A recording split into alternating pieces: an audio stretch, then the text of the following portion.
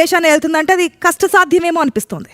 Yes, so right now national పాలిటిక్స్లో ఒక vacuum అయితే ఖచ్చితంగా కనిపిస్తోంది. ఎందుకంటే నేషనల్ పాలిటిక్స్లో ఉన్నవి రెండే parties, either BJP or Congress. So BJP already monopoly అని ఒక అపవాదం వస్తోంది. అండ్ కాంగ్రెస్కు సంబంధించి ఒక గట్టి ఒపోజిషన్ పాత్ర పోషించలేకపోతోంది, ఒక ఒపోజిషన్ ఆల్టర్నేటివ్గా కనిపించడం లేదు అన్న ఒక అపవాదం ఇటు కాంగ్రెస్ మోస్తోంది. So right now if we see national politics ఖచ్చితంగా ఒక వాక్యూమ్ అయితే ఉంది. మరి ఈ వాక్యూమ్ని ఇటు జెన్ జీ రెవల్యూషన్గా వచ్చిన cockroach Janata party CJP fill చేస్తుందా చెయ్యదా అనేది సెకండరీ. డెమోక్రటిక్ కంట్రీలో ఎవరైనా సరే రావచ్చు, ఒక పొలిటికల్ పార్టీను పెట్టచ్చు.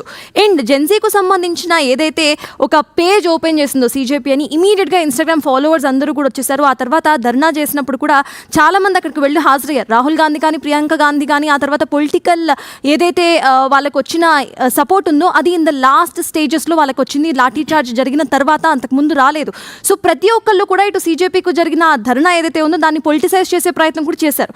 సో సీజేపీకి ఎన్ని ఈక్వల్ ఛాన్సెస్, ఒక పొలిటికల్ పార్టీగా అయ్యే ఛాన్సెస్ ఎంతైతే కనిపిస్తున్నాయో, మళ్ళీ వాళ్ళంతా నార్మల్గా జనజీవన స్రవంతిలో కలిసిపోయి మళ్ళీ వాళ్ళు ఎడ్యుకేషన్ని పర్స్యూ చేస్తూ మళ్ళీ ఇటువంటి ఏవైతే రివల్యూషన్స్ ఉన్నాయో వాటికి సంబంధించి యాక్టివ్ అయ్యే ఛాన్సెస్ కూడా అన్నీ కనిపిస్తున్నాయి. ఇఫ్ ఇన్ కేస్ వాళ్ళు పొలిటికల్ పార్టీగా ఎంట్రీ ఇస్తే ఎలా ఉంటుంది, ఓరల్స్ ఇవ్వరా అనేది చర్చిద్దాం. సీజేపీ అనేది ఒక